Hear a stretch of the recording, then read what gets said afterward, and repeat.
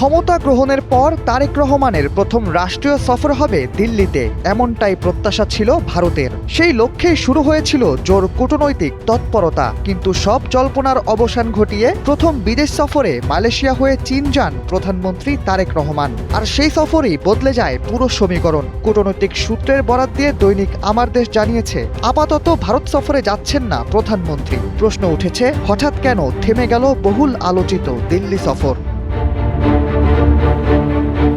পররাষ্ট্র মন্ত্রণালয়ের একাধিক কূটনৈতিক সূত্র জানিয়েছে, অভ্যন্তরীণ রাজনীতি, জাতীয় স্বার্থ এবং বর্তমান ভূরাজনৈতিক বাস্তবতা বিবেচনায় নিয়ে নেওয়া হয়েছে এই সিদ্ধান্ত।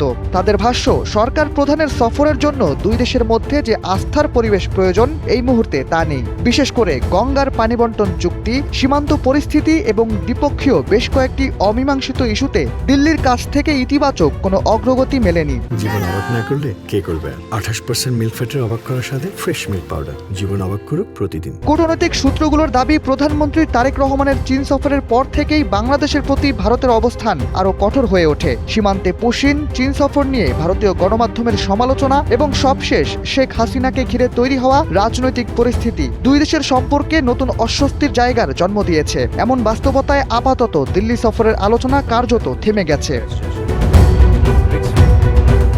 বিশ্লেষকদের মতে, চীন সফরের মধ্য দিয়ে ঢাকা বেইজিং এর সম্পর্ক যে নতুন কৌশলগত ভিত্তি তৈরি করেছে সেটি এখন সরকারের অন্যতম অগ্রাধিকার। তাদের ভাষ্য, ভারত যদি সম্পর্ক উন্নয়নে ইতিবাচক কোনো বার্তা না দেয়, তাহলে জাতীয় স্বার্থের জায়গা থেকেই ঢাকার সতর্ক অবস্থান বজায় রাখা উচিত। বর্তমান পরিস্থিতিতে দিল্লি সফর স্থগিত রাখার সিদ্ধান্তকে তারা রাজনৈতিক ও কূটনৈতিকভাবে যৌক্তিক বলেই মনে করছেন।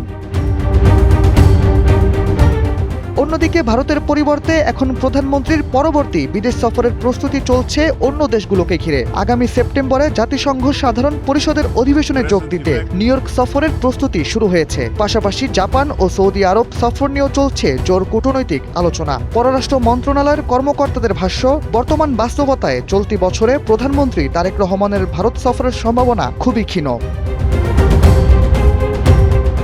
শাহরিয়ার আহমেদ, NTV।